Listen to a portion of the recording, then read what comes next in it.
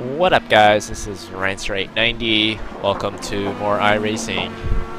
This type of video is not something that I usually do. It's not really a race video. It's more of a maybe it's a series I'll do. I don't know. It really depends. Anyways, it's more of a talk about the track. I'll probably do it for road courses since I don't really. Ovals are pretty straightforward. So this upcoming week, the IndyCars within iRacing, as well as real life, will be going to Mid-Ohio. In real life, I think it's on Sunday, this upcoming Sunday. For the real life IndyCars were at Mid-Ohio for the Honda Indy 200. So yeah, I recommend that you watch it. So going back to the virtual side with iRacing, this is a 13-turn track. It's around, I think, let me double check. It's a bit under 2.3 miles. It's got some really nice elevation and it has some very challenging corners that you have to take at, more like medium speed corners, so to speak. So this track it's played host to a lot of different series. It's played host to the previous iteration Champ Car. Has it played host? I don't think it's played host to Champ Car. My mistake. My apologies. It's played host to the NASCAR Xfinity Series. It's played host to Grand Am. It's played host to American Le Mans, and I believe they also have Pirelli World Challenge this week. So a lot of different tracks, a lot of different series run this track. It's a very, very popular track within Ohio. And one of the, and the old IMSA Camel GT series has also run here using the Mid-Ohio chicane layout, which the IndyCars don't run in real life. So I would say the main thing about running this track is, like every track, it's hard to learn. But for me, it was a bit easier than a lot of the other tracks. The extra speed just comes with a bit more practice. The best part is that it's actually a lot of fun just due to the amount of elevation change. It's obviously not a flat track, so it's a track that tests you. I think in real life, this is probably, along with Barber, one of the most demanding tracks in terms of G-forces. I think maybe 3-4 Gs pretty easily, especially. So it's a track that it's very demanding in real life, and even in the simulator version without the G-forces, it takes a lot out of you. So I'll have a couple extra tidbits. One will just be a quick lap of the track where I try and explain everything. I think I ran a 108. So yeah, I'm basically going to try and talk in a minute and 8 seconds. And the next bit I will try and break it down a bit more, corner by corner, and what I'm looking at and whatnot. So hope you enjoy it. So this upcoming is a 108, pretty much. It's like a 108.001. So you lift a little bit out of turn 1. You can take those flat out in the newer era kits. So this is the keyhole entry. You really have to hug the inside curve and take all the apex right there, but you have to make sure you have a good launch, because this is if you're slow here, you'll lose 3/10. Next up, we're going to have this sweeping right-hander. I'm braking at the 200, trying not to lock my front tires. Second gear there, down to first in the next uphill, downhill section. This, I'm between first or second. Depending on whether you can go flat out through there. This corner is also very tough. This uphill, downhill right-hander, you can lose another 3/4 tenths if you're not doing well. Hug the curb on the right there. This is very tough. Third down to first. I short shift into second, back onto the main straight, and that is a very, very quick lap of Mid-Ohio. So, I kind of said that in a minute and 8 seconds. So let's try and break it down a little bit. So maybe if you're an iRacer, or if you're just, I don't know, any other sim that you have playing, whether it's R Factor 2, Project Cars. Obviously the track is a bit different. There's a lot of other things. I think even Race Room, I think they have Mid-Ohio, and so yeah, if you want to run the real track within a simulated environment, I guess this guide will help, maybe. So I'm starting from the beginning of the lap. So this will be turn 1. So here you see the 100 board, and you see where the grass and the pavement the grass kind of ends, and then you have to start with a little bit of the pavement. So that is your indication to slow down, dab the brake, and kind of turn. So here I'm already starting to turn, and we're not even at the 100 board yet. So here I'm thinking, okay, before the 100 board, before this bridge, before the jegs.com sign, or if they're going from another sim, whatever sign that's in the sim, I think the meter boards should be the same. You're thinking about turning, and you're thinking about braking. And here I will be downshifting from 5th to 4th, right here. So here I'm downshifting. I'm already making sure that I can reach the corner, so that on corner exit I can power off.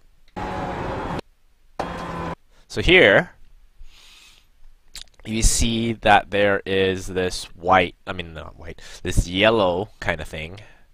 Don't hit it. It's bad for you. You want to go as close as you possibly can to it without hitting it. From the newer Aero kit, you can do that flat out, but this one you don't really have the you don't really have enough downforce to actually go flat out there. So here I'm already thinking straighten the wheel, because if you're trying to accelerate in IndyCar and your wheel's not straight, you will spin. So I'm going to try and take as much of the yellow curves to the right as possible. In iRacing we have the incident point system. Try not to do that in qualifying. Try not to take too much of the grass. Take as much curb as you want. And I took a little bit of grass in here. I'm just going to go flat out, and I'm pausing a lot, but yeah. So 5th gear, I'm going to reach 6th. So here, what am I looking at? So I'm thinking about my braking point. I'm thinking about the meter boards to the left, the 200 and the 100. Depends on the weather, depends on because I'm not the most consistent guy. I'm thinking 200 you start braking. Later on, when the tires wear, 200 is probably where you should be. If you're better than me, then you probably can go a bit farther. You can even brake at the 100, but it depends whether you can actually stop the car in order to make this next right-hand corner, which is most commonly known as the keyhole, which leads us to the passing zone on the track. By the way, turn 1, try not to pass. Well, at the start you'll be going too wide, so I don't know if there's enough space for 2 Indy cars to go side by side, but at least you have a chance after this keyhole turn. So I'm braking. I go from 5th to 1st. Here, I'm trying to get to as close to the curb as possible. You see the white line on your right-hand side. I'm trying to hit it. My goal every lap is to hit it. As I said before, in that 1 minute 8 second of me trying to explain everything, it's very easy to miss the apex, and I'm not really lying, you will lose 3/10, 2 3/10 on the straight. So let's try and hug close to it. Keep your wheels straight. If you do not keep your wheels straight, you will spin to the right. Trust me, you will spin to the right if you don't keep your wheels straight after the keyhole entry. I didn't take as much of the track as I could have. I thought I probably could have maybe been on the put my car on the yellow rumble strips to the left and take as much track as possible. So here, it's very straightforward. You're going as fast as you can onto the next corner. So I don't know if I should be arcing that much towards the cones to the right, but that's kind of how I've always driven the track. Maybe I'm losing a bit of time. I'm not exactly sure. It's just, I feel it goes fast, so I'm sticking with it. So here, you're thinking about braking towards this next corner. This is a right. So it slopes down to the right, and then there's a elevation change upwards.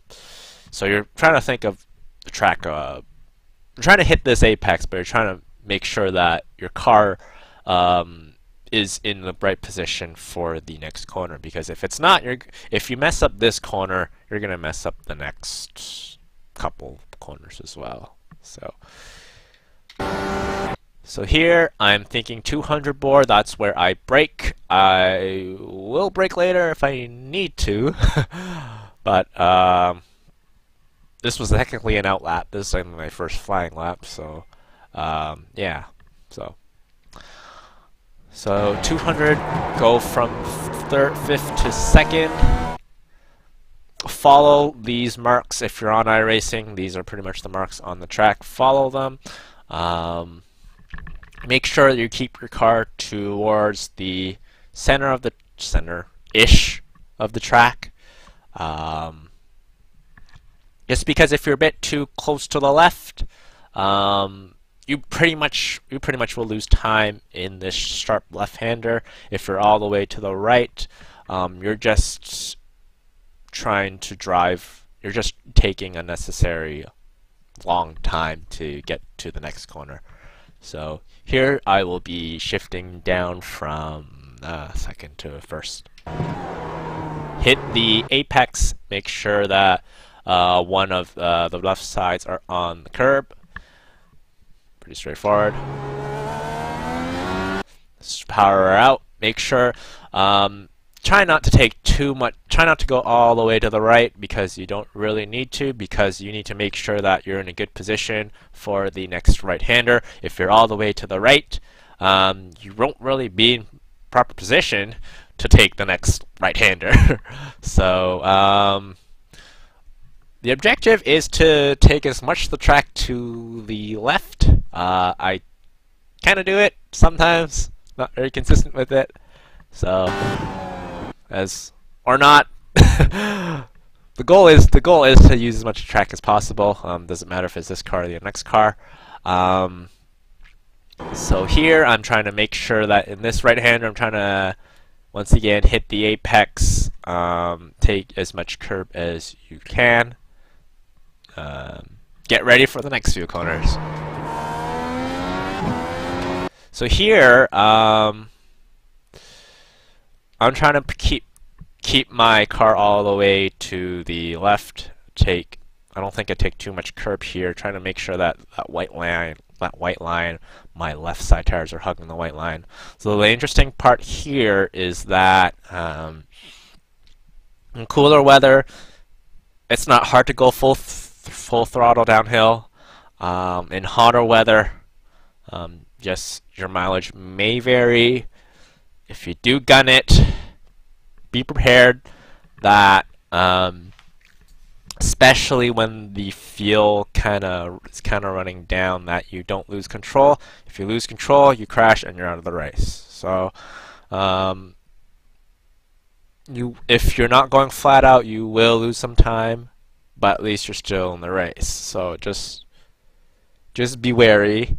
Just be wary that it's like a little bit of a crest, and you should probably hold on the wheel tightly so that you're prepared if something happens, you're prepared to catch the slide. So I'm fine here. So here, sometimes I am in third or fourth. I kind of run out of gear in third. But if I'm in fourth, I need to double downshift from fourth to second, because if you take the next corner in third gear, you're losing time. So it's probably something I could probably work on with the gearing. But yeah. So here, this section is also straightforward. You see the just beyond the very, very tiny arrow screen. I don't know if you really can call it an arrow screen. There is that darkened pavement. For here, you want to keep your car on that part of the track. So here, this is probably the second hardest. Actually, there's 3 hard corners. First one is the keyhole. This is the second hard corner. I don't know if you want me to chronologically say which one is the hardest corner, I would say this one, the last corner, and the keyhole. Keyhole is probably the third most challenging for me. This one's the second, and the most challenging one is the last corner. So here you want to keep your car. I usually don't use the curb. Maybe I'm losing time there. I'm not exactly sure. Just want to keep my car on the darkened pavement and keep my left side tires on the white line. See here. This section is also very easy to mess up, especially later on in the run if your car is a bit tight or understeery.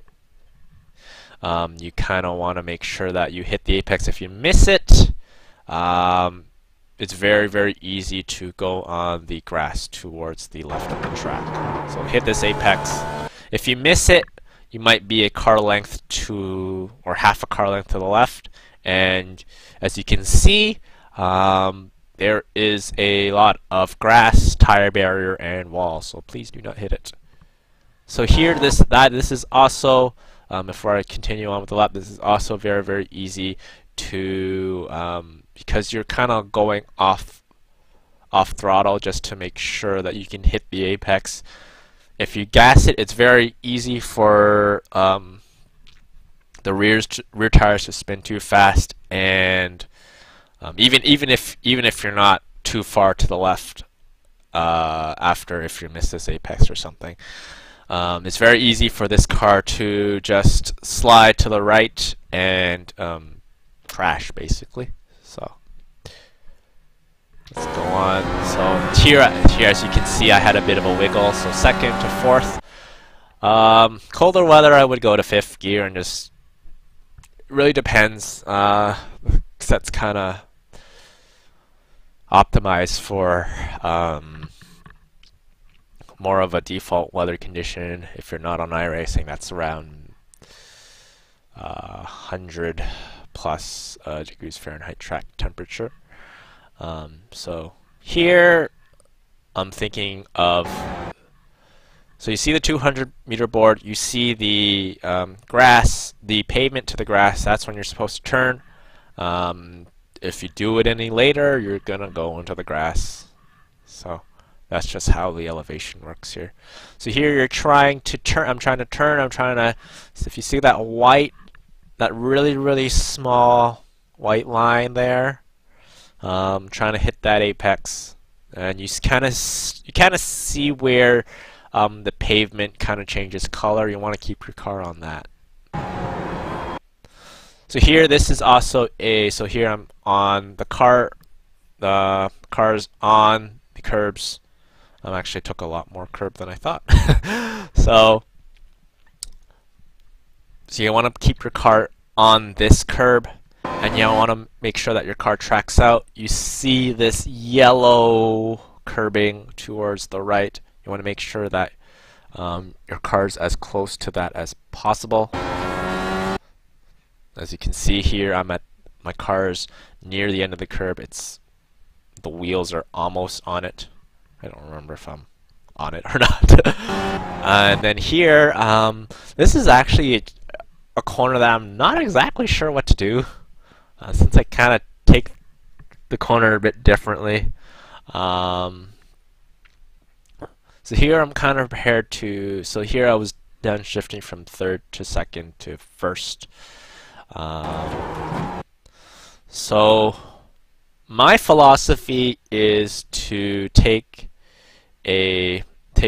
stay around the middle of the track, and then when I see the pavement change color, I make sure that I stay on it. And then I let the car roll. I kind of brake a little bit just to make sure that my car isn't over rotating, and then I can hit the apex.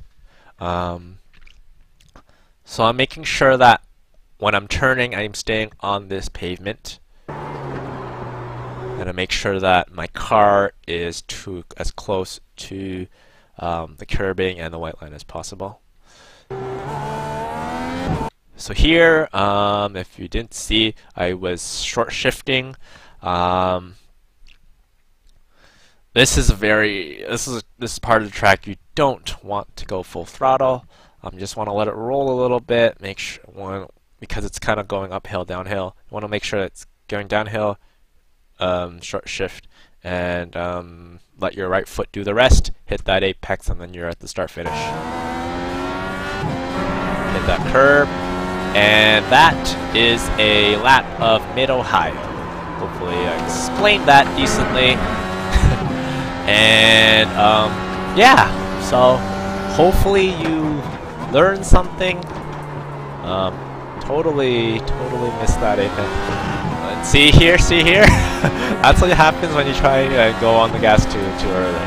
So, and yeah. So hopefully this was a bit helpful for every one of you who wants to learn how to run Mid-Ohio. And if you like it, maybe I can always do more guides for different road courses. Montreal, I don't have a video. A bunch of Iowa, I didn't have a video, so I kind of like these track guides as well. So if you're interested, hit that like button, comment, say you want more track guides, or I don't want any more track guides, I am better than you. So yeah, hopefully you enjoyed that, and we will see you guys next time.